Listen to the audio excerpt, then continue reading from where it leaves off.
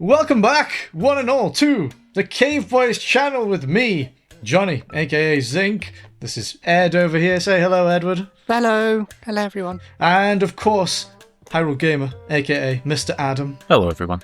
Pleasure to be joining you again, boys. It's good to have you. Now, I've called you here today for a very particular reason. We're going to be talking about Zelda again. What do you think? Surely not. It can't happen again, can it? I know. But this time, boys, the reason that brings us together is non-player characters, aka NPCs. Oh, so like you, Johnny. Kind of. Some do say that I'm a poorly coded AI. I won't reveal whether that's true or not. But today, we'll be talking about the various NPCs within the world of Zelda, and more specifically, which are our more favourite NPCs and which are our least favourite. So, boys, would either of you like to kick us off when it comes to your favourite or least favourite Zelda NPC, and why that might be the case? Right, so it's hard to steal Beedle because I know Johnny's surely at least going to mention him. Very wise of you, Edward. I know this one might be a bit controversial, but this is the beauty of this format. My top two picks are both pretty awful on a moral level, since we'll be doing honourable mentions as well. To some degree, which is funny. I feel like a lot of the cooler characters in my mind start off as complete dickheads, or they are dickheads in some way. Okay.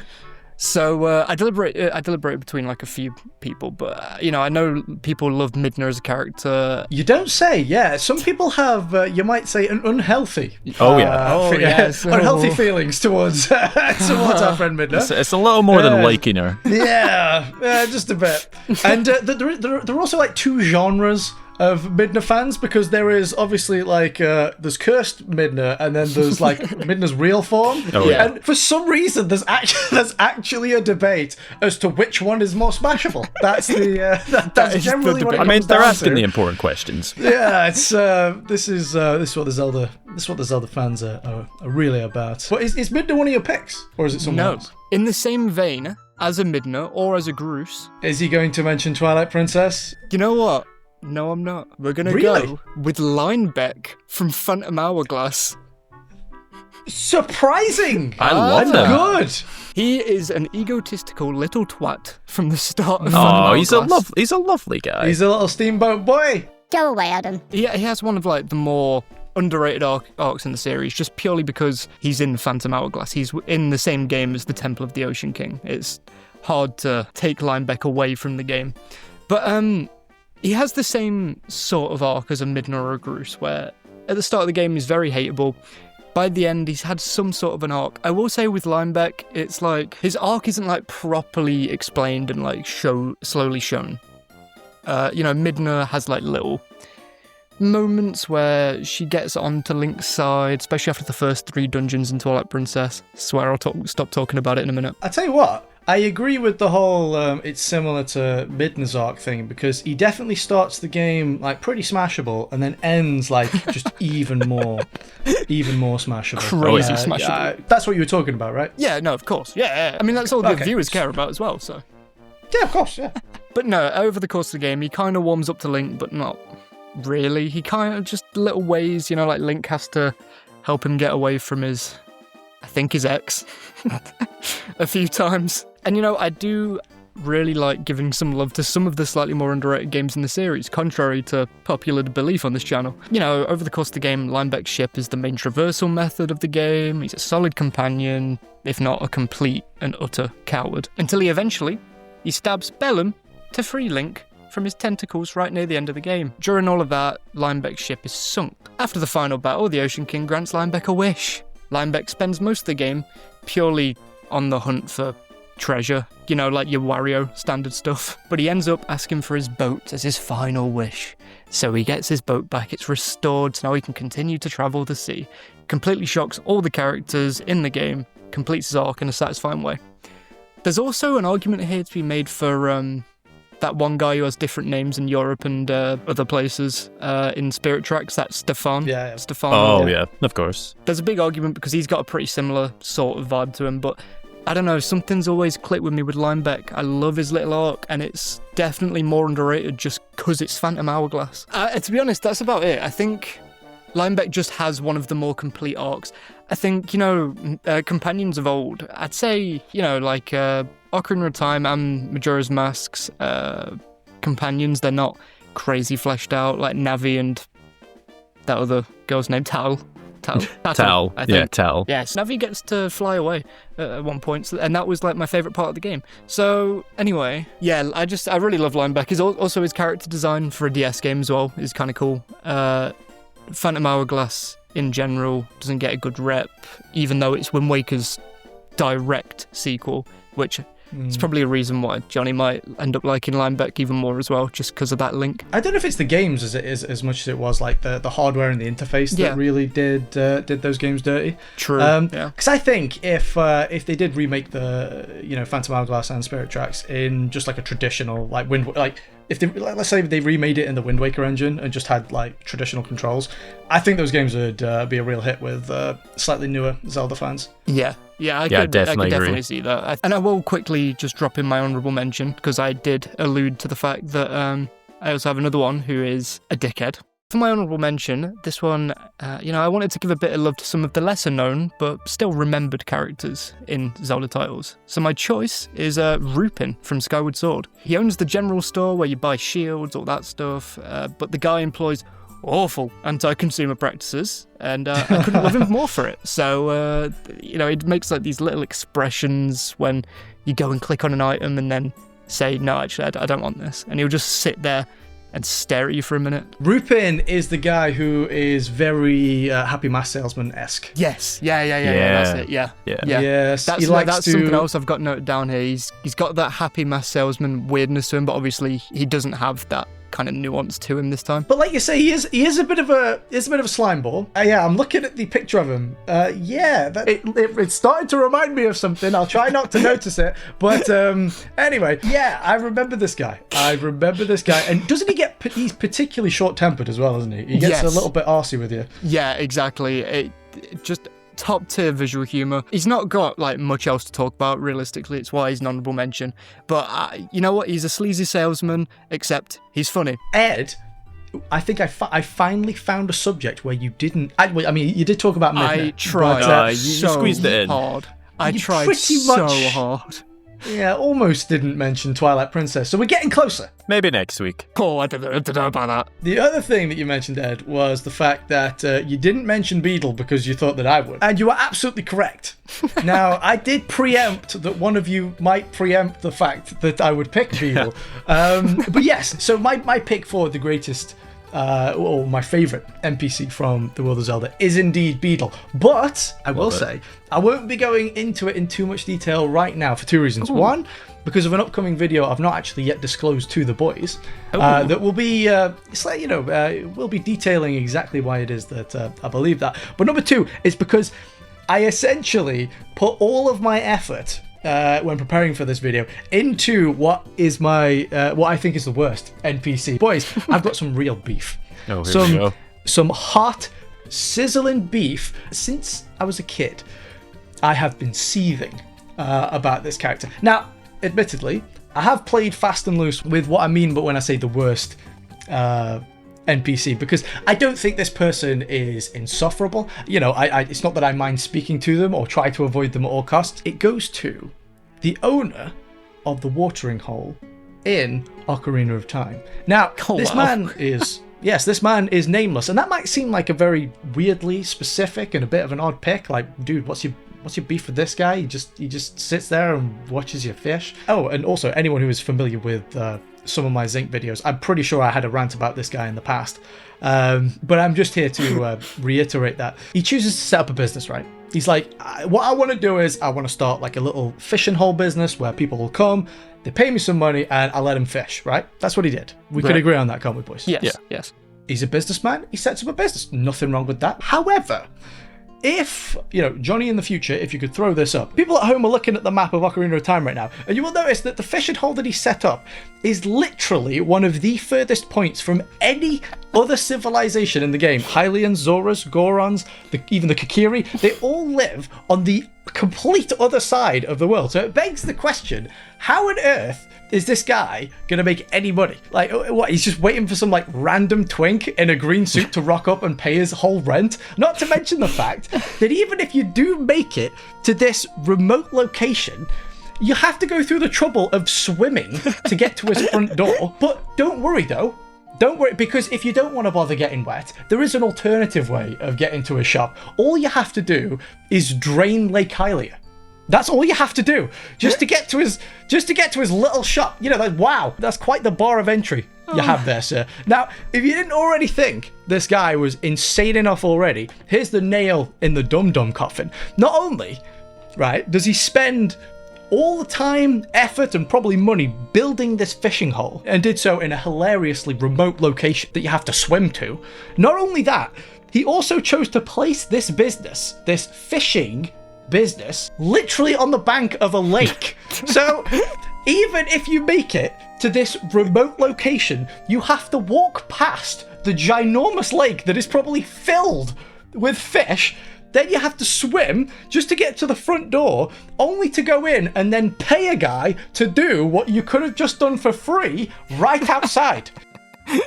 And what makes it even funnier, you know, is like, it's the fact that he's decided to set it up where, like, most people there who end up potentially coming there are probably going to be Zoras, right? They've got, like, a pretty easy access way to get there compared to most people. Yeah, they have the easiest access, yeah. Are the Zoras really going to want to go and fish for fish? Yeah, they can kind of swim. Yeah. They kind of exist. I think they're literally, like, biologically designed to be able to catch fish. And before you say, well, Johnny, you know, maybe he built the place so that you can fish whilst also being, I don't know, maybe sheltered from the elements. Like, you know, because the weather in Hyrule can be unpredictable. Maybe you don't want to fish in the rain. Well, first of all, if you are worried about the weather, maybe fishing isn't the sport for you. Maybe you should be trying something else.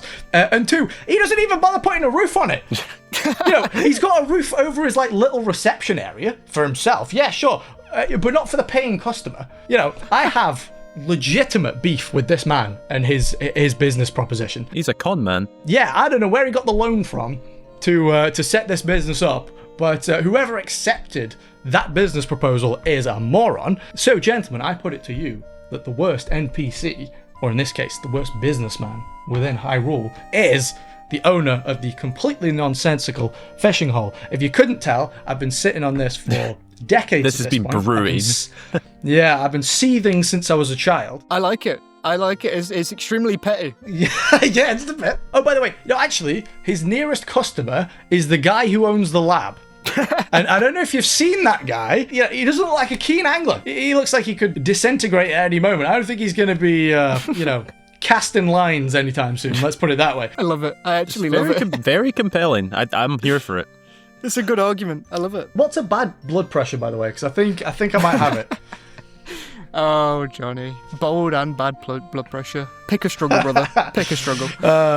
So, Adam. Hello. If we could now turn our gaze to you. No, I don't think we can. I can't believe how much of a tirade you just went on. I don't know how to follow this up. I really don't. I'm sorry.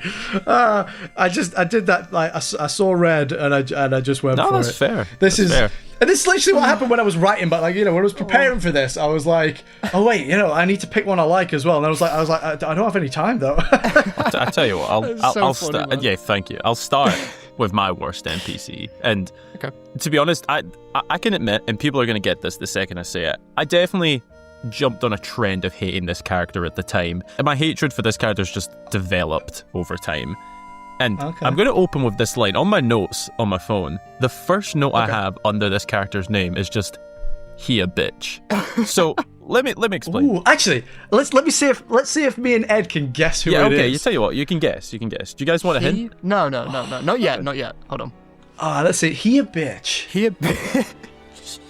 It's one of the more recent games. Your Breath of the Wild's Tears of the Kingdoms. It is one of the more known NPCs. They're a pretty significant character. Oh, it's Revali. It's Revali. Oh, it is, yeah. It is Revali. Course, He yeah. a bitch. He is. He's a Arrogant little bird bitch. You know man. what? No, quickly. I was gonna put him as my favorite because I like the, No. you know, I love the hated characters, like I already said. But Tell you what, it's not unjustified hate. He is a little bit. The whole reason people started hating on Revali is because Revali is a hater himself, in fact. He is true, Link's biggest hater, and it's purely out of spite for not being the one in the spotlight. He can't stand the fact that there's someone in a place he wants to be, and he does nothing but complain and moan about Link. He talks about how he should be the swordsman. I tell you what, if you give that Rito fuck, I don't know if we can keep that. If you keep that Rito fuck with a sword, if you give him a sword, he is not taking anything down. He doesn't even have posable thumbs. Exactly. I mean, He's come on. useless. What's he going to do with his bow? I mean, he's pretty decent with a bow, but he's not taking Ganon out. Oh, what's he going to do? Peck him to death? I mean, he could peck him to death. I mean, I think the way that would end is him being KFC's next special, Kentucky Fried Rito. You'd have to cover Ganon in like birdseed just before he arrived. And So even that's then, the new yeah. OP strategy, cover Ganon and birdseed. But yeah, I joined in on the hating trend, and then it became a genuine hatred. I started to realize how much this character actually annoys me. I just couldn't stand every time he had something to say. I like that you hate him because he was like written to be hated. Hated. He's a good, not villain. I think he's like a good character. Yeah. But it's one of those characters that you just hate. It's like, Yeah, it's a it's- good villain. It's a similar feeling to when there's a really well-wrote villain. It's like you hate Exactly. them, but you Yeah. love the fact you hate them. That's how I feel about Revali. And He's that's a fair. little bitch, but I love him for that. And I think that the thing that makes him extra annoying as well is that if you do find him irritating and you don't want to interact with him, it makes it even worse the fact that like his power is definitely the best power. Oh of yeah, Breath of the Wild. it is without Like by a doubt the long best. shot. Trying to complete Breath of the Wild without Revali's Gale is Yeah. not nowhere near. I as would fun. go as far to say as that is a necessary ability to have to traverse in that game. Oh yeah, it's my favorite NPC actually. I got so carried away with Revali that I Just like completely Johnny. forgot. I forgot there was a favorite. The favorite I went for is like on the complete opposite side. It's not even a very. I wouldn't say it's a very well-known NPC. It's almost a sort of not obscure, but sort of hidden away. You might only know this person if you went and checked a certain area. It's a character in Ocarina of Time in Castletown, actually. And he doesn't really have a name. He just goes, I think he generally just gets called the Dying Guard. You can find him in one of the back alleys of Castletown, and I believe he appears specifically after Ganondorf chases Zelda out of Castletown. You know that scene once you've done the third dungeon and Ganondorf chases Impa and Zelda? There's a guard in one of the back alleys you can go find, and he's essentially on his last breaths. And if you talk to him, he basically tells you don't trust this Ganon guy. He was the one, he basically tried to stop Ganondorf chasing them, but he essentially got trampled over.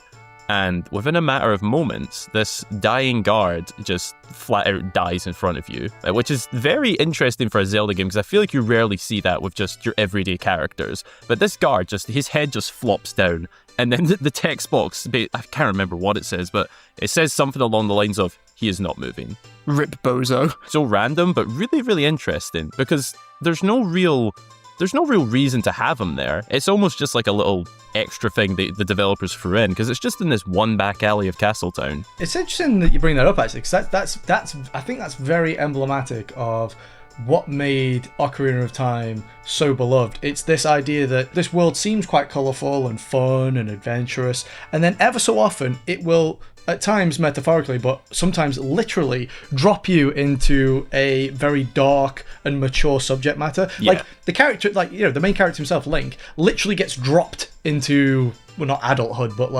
adolescence, I guess you could say. Yeah. He literally gets dropped into later life. That must be quite the culture shock. Like I say, up until that point, you're talking, when you talk to people in Castletown, at least, there's dogs running about, there's people dancing, it's cheery. everyone's generally quite happy. And then, like you say, just out of nowhere, just dying guard. You're traveling through this little world. You go to a volcano, you go to a forest. It's all colourful. It's all very fun. A little spooky at times, maybe. And then all of a sudden, you get dropped down a well, and all of a sudden, you're in a torture chamber. Yeah. That's a very Ocarina of Time thing to.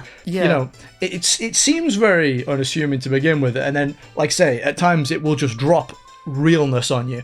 And I think that dichotomy is what made Ocarina of Time so successful. So that's a great pick. Actually, you know what? Following off of that, just like a very quick mention, and one that I'm actually surprised none of us have mentioned, because of course I have to shoehorn in Twilight Princess, Hero's Shade. See, I had thought about it. Do you know what? I didn't even think about that. That's a great pick. I didn't even think about it until literally while he was talking about the dying god. I was like, who else died? Yeah. I was like, Hero's Shade. The only reason I took him off mine is just because I feel like it was going to be super predictable coming from me or you. That's the main reason I didn't want him. I had him on honorable mentions at first, but I was like, nah, it's too. I gotta go unpredictable for a change. Fair. I think Hero's Shade though is a banging character, definitely at least worthy of a mention quickly. We did get a lot of comments on one of the previous videos about like a lot of people picked up on the fact that when we were talking about our favorite and least favorite songs, like we literally just spent like half an hour glazing Twilight Princess's soundtrack and neglected pretty much every other game. So yeah, when it came to this, I basically completely ignored Twilight Princess. Even though it does have some of the most hilarious NPCs in it, particularly the way they look, at least. Oh yeah. I have something to bring up.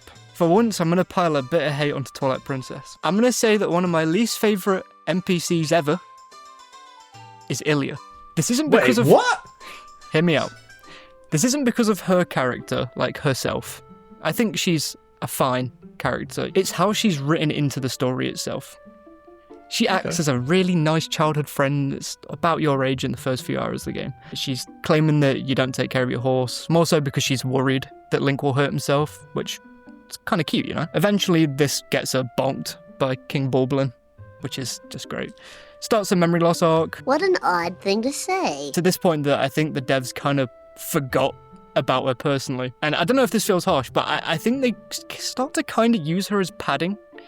She does act as your reason for like finding Telma's bar, things like that. It's a nice touch. But as soon as you figure out the main plot, her memory loss becomes extremely secondary.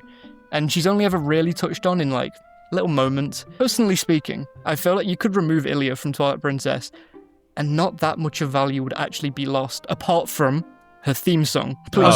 That's a class. Keep the song. I like the idea of a character, and I even like the fact that Link has a chance to save her, you know, like saving a childhood friend. But I've just never been that much of a fan, especially because you already have like your Midna and your Zelda, who both act as like, you know, they both act as like the princess in this one. And then Illia is just kind of completely sidelined after Ordon Village is moved across. If you boys want to say anything against me here, I'm down to hear it. I tell you, I mean, the thing is, I really like Illia, because I sort of see her, and I'm glad you mentioned Zelda and Midna, because I see them very similar to an Ocarina of Time, how there's Zelda, Navi, and Saria. I always compare Illia to Saria, and like, Saria kind of drops off after a while. She comes back once or twice. I kind of see that with Illia. She gets to be a sage. At least she gets to be a sage. I mean, Illia gets to lose her memory. I mean... Oh, you know what? She's got the better end of the stick here. But I absolutely do get what you mean by they sort of just push her to the side as it goes on. Boys, that thing's happening again where we devolve into just talking about Twilight Princess for the whole video. No, but to be fair though, I think that regardless of any kind of context from the actual story, I think that memory loss is typically quite a lazy way of like writing characters so that they aren't aware of certain circumstances. I think, I don't know, maybe like Jason Bourne or something is like one of the few where I'm like, yeah, okay, that's kind of cool, I guess. But but what we'll say is though, obviously, like you said, you do get a chance to save her. But I'd like to talk about who you get to save her from, because that's probably another one of the more underrated NPCs from the world of Zelda, and that's King Bulblin himself. Yeah, true. Yeah, his story line is great. Mate, how have I not put him as best? The story arc is real.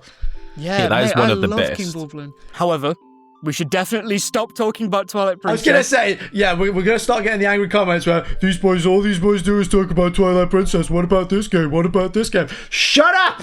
Thing is, we just thematically, Twilight Princess has a lot to talk about, and I think we just end up devolving into that sometimes. Hey, we'll do a Twilight Princess video one day, an hour-long podcast. Big fat review of Twilight Princess coming up. Yeah, the only reason I am like one part of the K-Boys is to stop these two boys talking about Twilight Princess the whole time, and I've been failing to do that. that recently. Yeah, exactly. You've Yeah. been failing. It's weirdly hard not to sometimes with certain topics. But we will stop. Any more honourable mentions, boys? Before we go? There was one little honourable mention, and it's purely just for my... I mean, I'm absolutely not going to go into Twilight Princess very deep here. We've just went into it, but big Twilight Princess fan, big fishing and Zelda fan, big fishing fan of in Zelda, whatever the words are.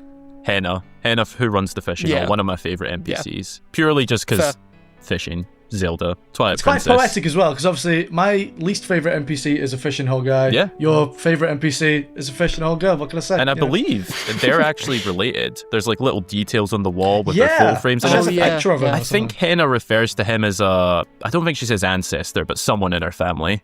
Yeah, something like that. Yeah. Yes, it's all come full circle. So, you people at home, let us know who you think are the best and worst NPCs, and we can, of course, spend the next week or so completely ignoring every single one of you. Actually, one honourable mention for who I think is my least favourite NPC in the world of Zelda.